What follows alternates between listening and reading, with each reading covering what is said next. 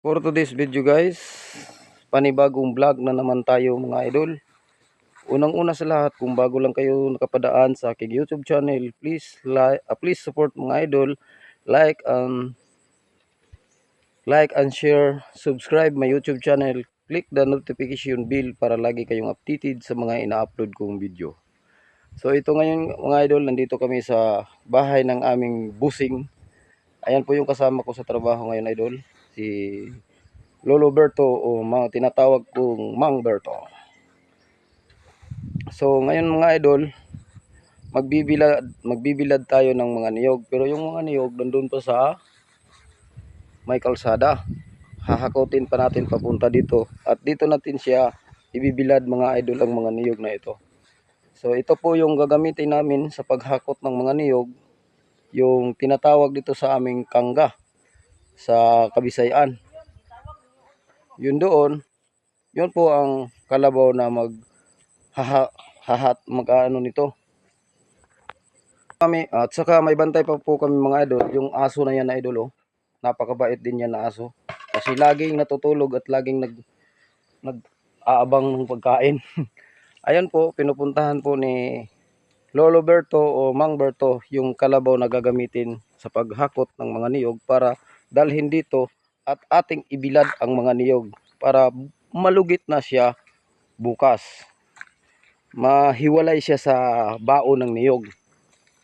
Siyempre, kaya kailangan nating kunin siya sa baon ng niyog yung laman ng bao. Kailangan tanggalin sa bao. Kaya lulugitin yan mga idol. Ayan po, kinukuha po niya yung kalabaw mga idol. Para po ano dito sa balsa o kangga sa mga Kabisayan. Maraming salamat din pala sa inyong panonood sa aking mga ina-upload na video. Nagpapasalamat ako sa inyong lahat mga idol sa pagpapanood nyo sa aking mga ina-upload na mga video sa aking channel. Maraming salamat idol sa solid suporta nyo sa akin. Nagpapasalamat talaga ako sa inyong lahat mga idol. Maraming salamat talaga idol. So andyan na po yung kalabaw na gagamitin natin idol sa paghakot ng mga niyog. Yung mga binibiyak na niyog, hinahakot. Nandun galing sa bundok yun. Napakalayong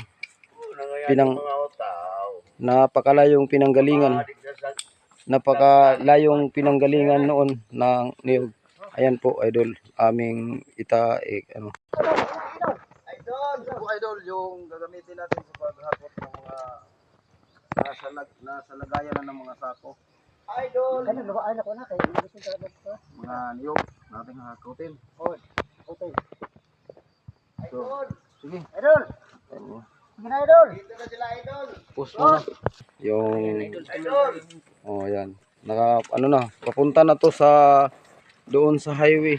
Doon sa highway idol papunta siya kasi nandoon yung mga niyog na nilagay sa sako. Nanggaling yun sa bundok. Tapos binababa dito sa baba kasi para maibilad dito sa dryer po. Dito po yun ibibilad. Makikita nyo yung mamaya idol sa pagbilad namin sa mga niyog. Ayan po. Yun po yung busing namin idol oh. Yun po. Napakagwapong tao yan eh. Kastila yun. Oh. At saka yung cameraman ko idol na nakauna na. Ayun oh. Nakauna yung cameraman ko kasi siyang magkakamera sa amin pag buhat namin sa mga sinako. Ayun po. Makikita nyo yung mga ikakarga namin. Ayun, tumigil yung kalabaw idol oh. Tumigil po. So napakaputik dito sa daanan namin ngayon mga idol kasi kaya maputik dito kasi laging umuulan dito sa lugar namin. Kaya ayun. Ito. Nandito na po tayo.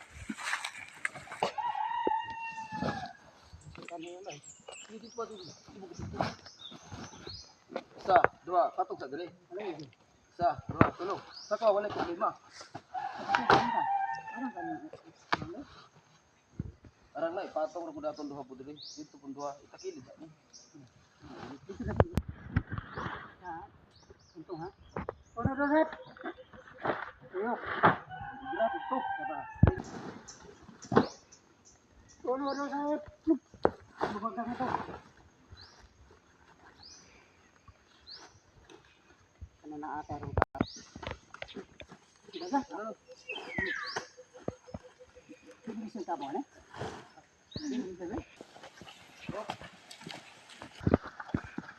Ini na po tagabuwa. Ada sa kembali kina.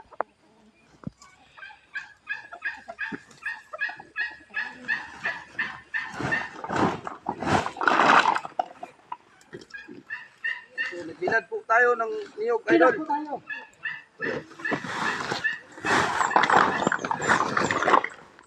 Ano mo gawin sa nilay? Hindi mo muna.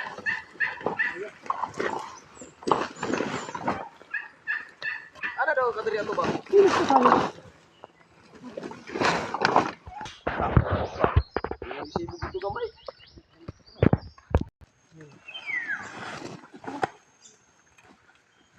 Wat.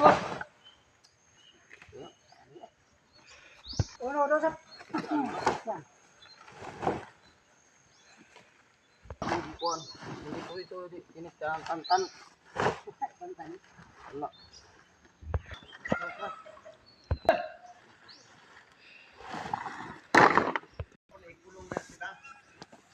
Oh, naka-linya. Nag-linya. Oh. Nahihirapan yung matanda sa pag ano ng mga pato, manok kasi kakain ng mga niyog. Kailangan nating itab.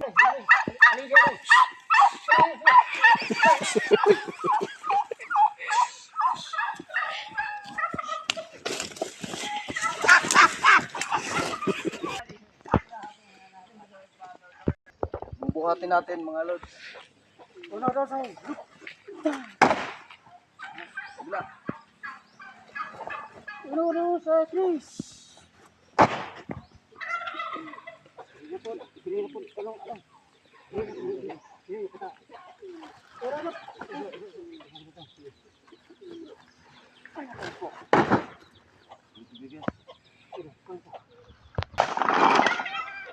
Nahihirapan siya pag ano ng mga tali sa ano. Pero nahihirapan talaga, idol. Yung lolo natin dito nahihirapan pag ano sa tali kasi inikot ng tali niyan eh. Iwan ko taga saan ng tali niyan. Nalulungkot talaga siya, nahihirapan siya. Itong ikinagagalit niya, idol. Kasi grabe. Parang ng kalabaw eh. Nagtali ng kalabaw. Kaya tinulungan ko na lang, ako na lang ang nagtanggal nito. Ayan, idol, oh, maraming mga pabo, may pabo at saka manok. Ito yung kumakain ng mga niyog. Kaya hindi makakain kasi wala na tayong maibenta. Ayan, idol, ganito. Ayan, idol. Ganito ganito. Nahirapan yung isa, oh. Oh, yun, nahirapan yung lolo namin kahit lolo. Pero tumaw ni. Tumat. Ay. Kaya katanggal, oy. Tignan mo.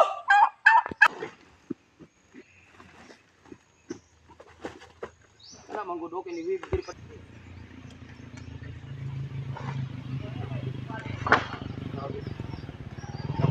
Tapos na tayo. Doon na tayo ngayon. Yun. Idol. So, idol, oh. Doon nyo. Okay, idol. Oh. Tuyo ka, idol. Oh. Tuyo ka, idol. Otro, isa, idol, ha? Nasa tawa, idol. Wala na. Oh, idol, oh. Tuyo ka, idol, oh. Otro, idol. Oh, idol, oh. Ipa, idol, oh. Foto tayo. Oh, lakas ng mata. Ayan na, nalubong. Ayan, nalubong, idol. Kasi napaka-putik, oh. Ang putik-putik talaga, idol, oh. Ang lupang dinaanan ng kangga. O balsa. Oh.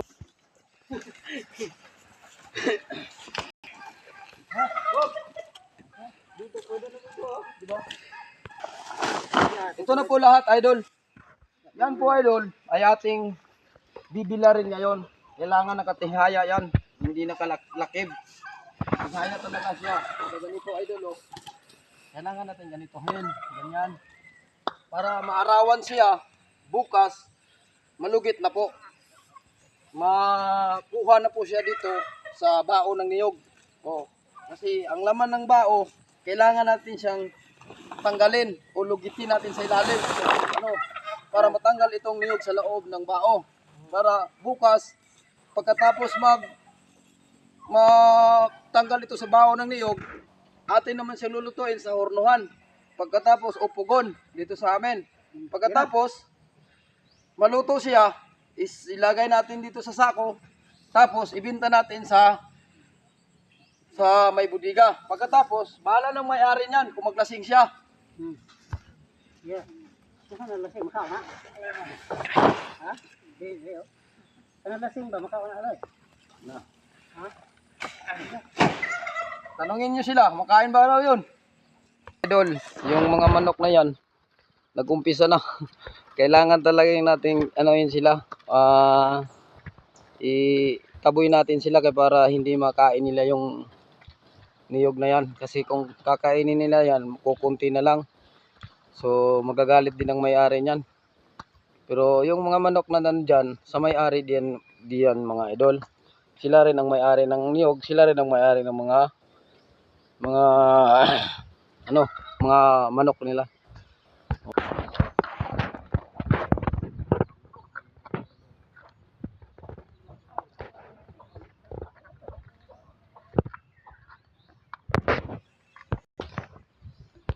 Ayun na po idol. Bibilad na. Inaano na natin, itinihaya. Kailangan nakaganito kasi para maarawan siya. Para malugit. O malugit po. Para talaga malugit ito. Ito po. Kailangan kasi itong tanggalin sa loob ng bao ng niyog. Ang laman ng bao.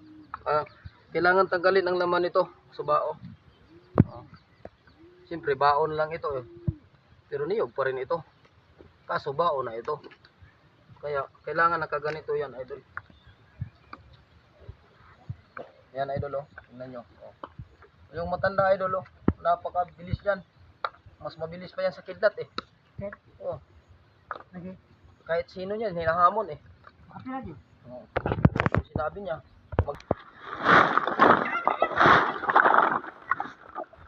So patuloy tayo. Matapos to mga idol.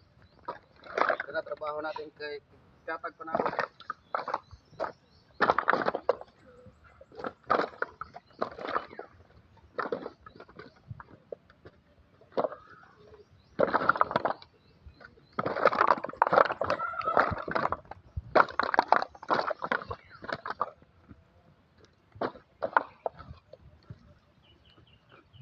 Patuloy tayo.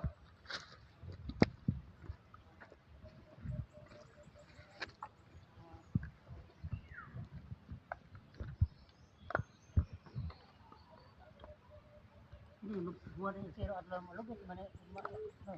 Lami magani ni lugiton karon. O lagi.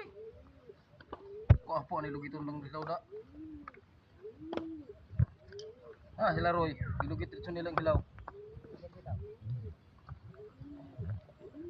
So, bao na lang idol oh, wala nang laman. Nalugit na 'yon. Ayan, ato na naman. Ayan po idol. May mga itik na naman. Kaya nilapok kaya idol. Dapo na.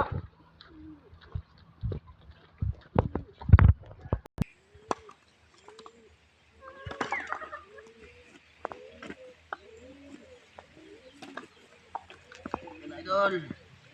Kailangan nakapihaya siya. Hayang. Put mo. Kailangan nakahayang idol. O nakatihaya. Yan idol. Bibiladin natin ito sa araw para maluto itong laman na to. Niyog. Maluto ito sa loob ng bao para malugit. So naintindihan nyo, kailangan intindihin nyo kung ano ang lugit. Yung hindi hindi yung nakaranas ng trabahong ganito.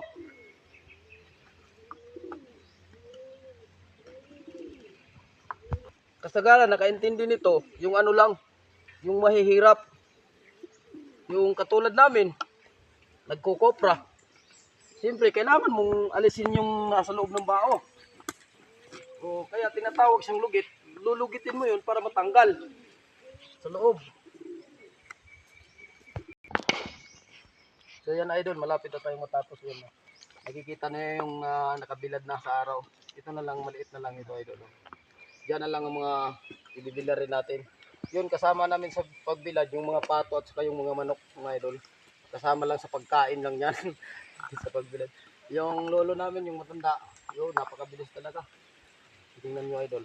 Sige, patuloy muna tayo sa pagtatrabaho idol. Oo. Hindi na lang idol. Tapos na tayo.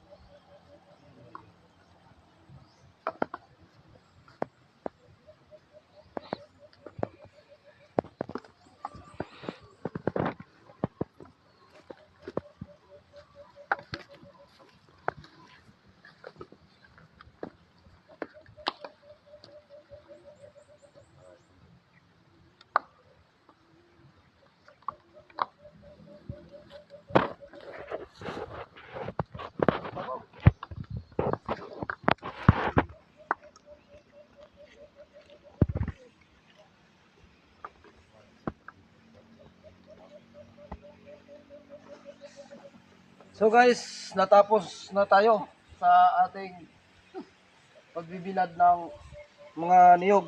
So, ito po mga idol, yung mga niyog na binibilad natin na so mamayang hapon pag natuyo na ito, so malugit na ito bukas. Kailangan ng matanggal ito. So ibibilad muna natin ngayon kasi basang-basa pa siya, hindi pa siya kayang anuhin ng lugit. Tinatawag sa aming lugitay, yung karang na tinatawag na drive lugit. Yun. So hindi pa siya kaya. Pero kaya yan kung pipilitin mo. Natanggalin mo sa loob ng bao ang laman ng bao na yan. Kaya mo yan gagawin. Pero para hindi tayo medyo mahihirapan idol, so ating ibibilad muna para mas lalambot siya konti para pag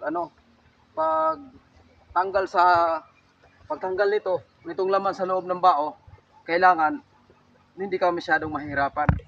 Hindi ka bibigay ng masyadong lakas. Yung lang, kunti katamtaman lang. Yan po mga idol. Kaya ito po, natapos na natin ang pagbilad ng mga niyog ngayon. Idol, maraming salamat pala sa ayun po mga idol. Hanggang dito na lang po mga idol. At maraming salamat sa walang sawa niyong pagsuporta sa aking mga vlog at walang sawa niyong panonood sa aking mga vlog. Sa full support niyo sa akin, maraming salamat sa inyo mga idol. At hanggang dito na lang mga idol. I love you sa inyo lahat.